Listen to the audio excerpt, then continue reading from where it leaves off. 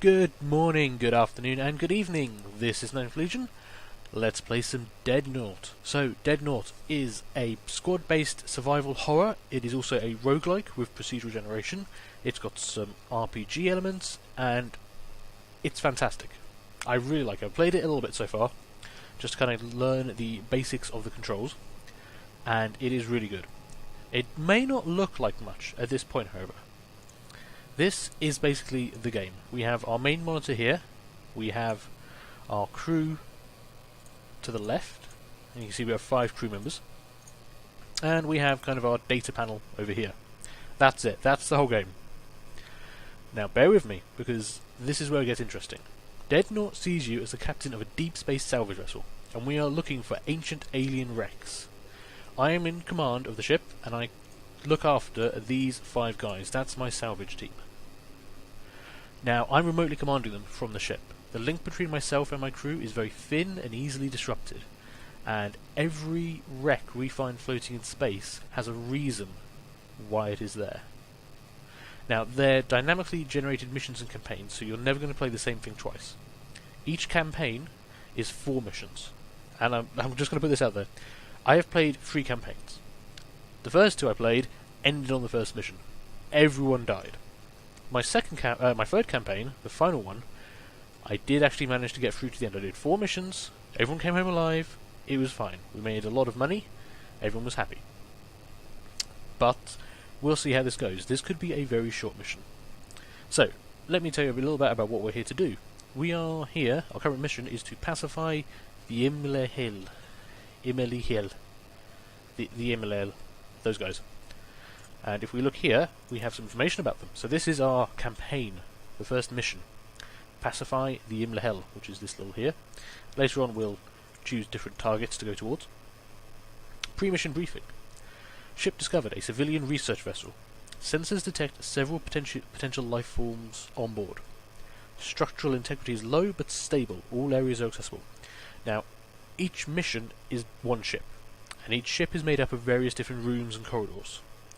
If those rooms take too much damage from, say, us firing a lot of guns inside them, they will vent out into space. So structural integrity is low means the ship's already damaged. It says it's stable, so that means I don't think any of the rooms start off vented into space. When a room vents into space, it becomes inhospitable, and our salvage team will take damage. Power is distributed primarily to the atmosphere, and internal security priority is door strength. No notable energy fluctuations detected, and our objective is to kill all threats. So there's something on board this ship, and we've got to go there and kill it. So, power can go to several different things. If we look at the ship itself, so a civilian research vessel, the Imlehel, we can see it's a research vessel, it's civilian, it has 12 rooms. Now, we don't know anything about them, but it's, roughly 1,200 meters squared in size. Security factors, watchers. These are little AI programs that run around the ship and basically try and keep it in a certain state. Normally, they're there to shut doors. They're making sure that everything is shut, everything is sealed up. Sentinels, these are gun turrets, essentially, and they're normally turned on. These ships are floating there for a reason, usually a bad one, so sometimes there are gun turrets which are left waiting to kill anything they see as hostile coming towards them. Signals would mean the security is trying to block signal power, and that's the audio feed, the video feed, and the data feed coming back from our salvage team, which means we might not be able to talk to them, and we might not be able to see them. Doors. So there are a lot of doors. All the rooms and corridors are divided up by doors. They can be destroyed, but that will then damage the room, and therefore leads to venting into space. So a lot of power to doors is interesting. That means a lot of them are going to be shut. So the power distribution itself, almost nothing is going to lights. A little bit is going to security, which is probably why we've got quite a lot of watchers. The reserve power is very low, and a lot of it is currently feeding the atmosphere, which means probably a lot of it is inhabitable. Depending on the kind of threats we find over there, the actual monsters or aliens we find, we might want to do something about that. Rooms that are habitable, that have a lot of atmospheric power, the enemies will be stronger, and we can change that by hacking into the power grid and routing it somewhere else. So the aliens themselves. So for this campaign, as I understand it, we will be dealing with just this species. So this is the Eriladrif. The Eriladrif. So what we know about them is that their interstellar expansion began approximately 80,000 years ago. We don't know anything about their homeworld, and their estimated territory size was 1,137 systems. So they're a pretty big race. You know, they had colonized a lot of places. Unfortunately, they are all dead now. All of these races are dead. So they're not going to come complain about us trying to loot their ship. And we also get a little bit of information about them. So they were deceitful, yet diplomatically powerful, extensively uses espionage, not adverse to breaking treaties, historically prefers peaceful solutions to conflict, uses force only when necessary, predisposed to environmental preservation where possible, known to engage in military conflicts to protect sites of ecological importance, generally isolationist and slow to expand its territory.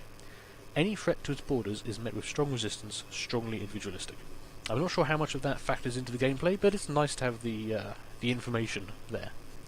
And currently, what we know about the manifest is that this ship, the Imlahel, had a crew complement of 30. We haven't found any of them yet, so don't know anything more than that. Threats. Now, we haven't actually encountered any threats, we haven't boarded the ship yet, so this is all blank, but it will be filled out with information on the hostiles we find on board.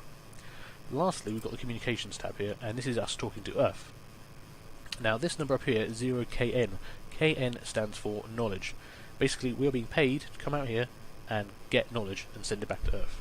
So, every time we find a room, every time we see an alien, every time we find a log or download schematics, we will get paid for it.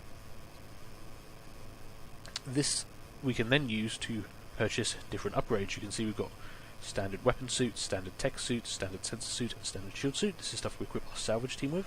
You've got primary weapons, like rifles and scanners and stuff, sidearms, combat knives, pistols, passives, which we can't actually see any of yet, but these are like little shield generators or suit recharges, and stims, vigor, acuity, wit, and grit, basically to keep our people on the nice and steady.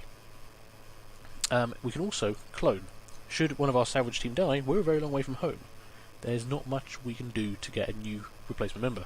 We have to use our onboard equipment. We have like a 3D printer or fabricator to make a new person based on the genetic material. You will never get a good as person as you start with. If they die, you can clone them, but they come through with a few faults, I think is the best way of putting it. Now on the main screen here, we've got a lot of buttons. This is really retro, but I love this stuff. This comes into play when we're actually aboard. You've got the mission, location, security, and power, which will give us a little bit of information. This is where our salvage team talks to us, and these are the signal strengths. Now, we've got 3, audio, video, and data. All 3 are active at the same time, but we can boost power to one. So right now I'm boosting power to data, or video, or audio. I usually like to make sure I can see what's going on, so I keep video. But there are a couple of events that can disrupt these. If audio goes down, we can't give any orders. They can't hear us talking to them. So our salvage team will just stand there, you know, carrying out whatever we just told them to do, or, you know, minding their own business. If we lose video, this whole screen goes. We can't see what's going on. And data, well, that, as I understand it, screws up pretty much all of this panel, but it also affects how much knowledge we recover. If data is low, if the data stream is weakened, we can't transmit as much data back from the wreck, so we get less knowledge, we get less payout. So all 3 are quite important, especially over the course of the whole campaign. Now, over here we actually have our team. So we have 5 members: Harry Evans, Victor Bell, Susan Sanchez, James White, and Frank Henderson. They've got various different stats up here. You can see here how good they are at investigation. This guy is really good at combat and stealth. This guy is good at combat, very good at protection, and quite good at stealth. This lady here, combat, stealth again. Victor Bell is damn good at combat. And what we've got here, yeah, Harry Evans, quite good at combat. So you can see they've all got lots of stats. Investigation is investigating stuff, looking at rooms, investigating corpses. Combat is shooting stuff, protection is defending yourself, detection is spotting stuff, intuition is kind of knowing what's going on around you, and so on. Hacking, taking onto consoles. Cohesion is how well they get on with each other, and this can be something that's quite important. If we look here at the relationships, you can see that right now they're actually all pretty good. They get on with each other quite nicely. Harry Evans and Frank Henderson, however, probably don't, by the looks of it. Yeah. And you've also got various traits, so Harry Evans is stimulated. He takes stims on a whim, whether needed or not. Each of them carries a certain number of stims on a mission, which you can use to perk up their different stats. This guy might just pop one as he feels like it, despite he might not even need it. He also has the suspicion trait, causes instability in another Deadnaut if left alone. And this is where a personnel factor comes in. These people may not like each other. This is a ragtag team. They're, former prisoners, they're killers, they're mercenaries, they're pioneers, they're scientists. They're just out here to make money. And there's nothing to say they actually like each other at all. So this Victor Bell has bad vibes, so terribly unlikable that other relationships in the vicinity can drop. Good lord. And selective deafness may ignore orders. That's going to be great. Susan Sanchez, porcelain, can become heavily unstable after the most minor scratch, so she might freak out as soon as she takes damage. James White is pretty much the same.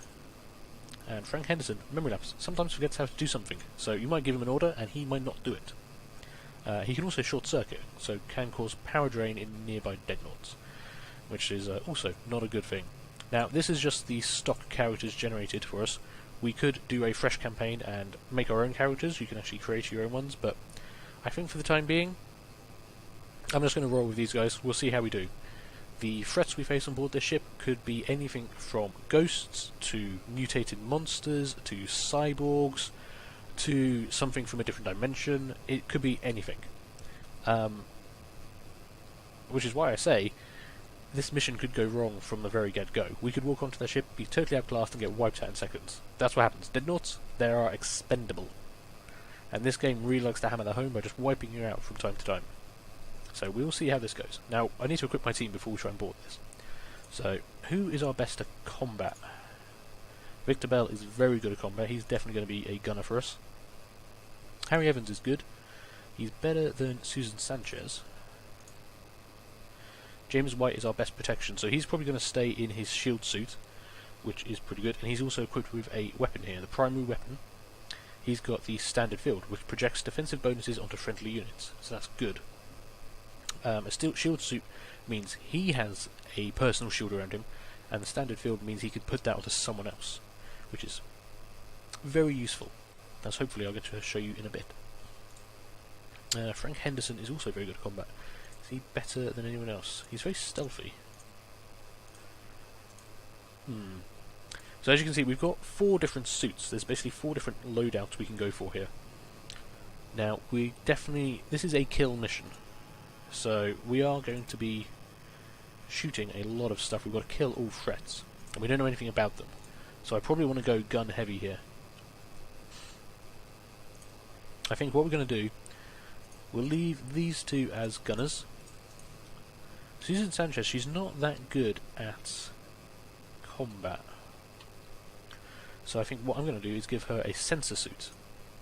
Now, this means I can give her a standard scanner, and hopefully we'll pick up enemies before we walk in on them. Her secondary weapon will give her a pistol. We haven't got any passives to give her at the moment. Once we've done a few missions, unlocked some stuff, Earth might send us schematics for some new things, and we can make them with our onboard 3D printer. And if we look at her stats, her vigour is great. That is 4 out of 5. However, her acuity is quite low, and her grit is quite low. So what I'm actually going to do is I want to give her a grit stim and an acuity stim to boost those if we need to. I think we're going to leave James White as our standard shield suit with the standard field. He's got a combat knife, but I'm going to change that out for a pistol. I think ranged is probably the way to go. His lowest stat is wit and grit, so we're going to leave that one there. We'll change this one up for grit. Henderson. So, all my combat guys, I think, they're going to have the standard weapon suit, a small rifle, a pistol, and what's he got? Acuity and wit. Yeah, that should be fine. Change out that combat knife for a pistol. Change out that combat knife for a pistol. Now, pistols can be good. Close range weapons can be very useful, especially if you've got something where you need to be careful of not damaging the room. If this ship was more damaged from the initial description we've got over here, I would be quite tempted to Structural integrity is low but stable. If it was low and areas were inaccessible, I think we would be taking some more melee weapons to avoid damaging anything. But for the time being, I'm going to go all guns. Now, we haven't got a hacker who can hack into terminals and get stuff for us.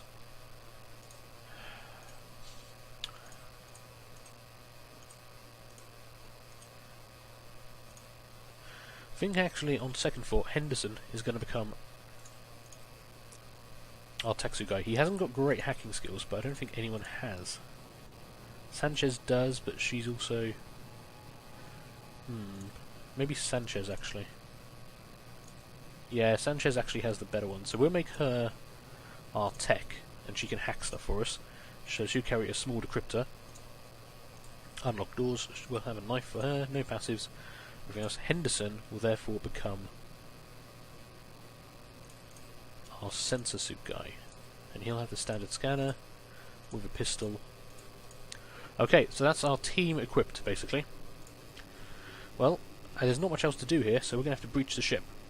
Now, this has already gone on for a little bit, so I think I'm going to call this episode here. This will be like episode 0, where I introduce the game, and episode 1 will be where we actually see some gameplay. So thank you very much for watching. Hopefully you'll stick around for the second one.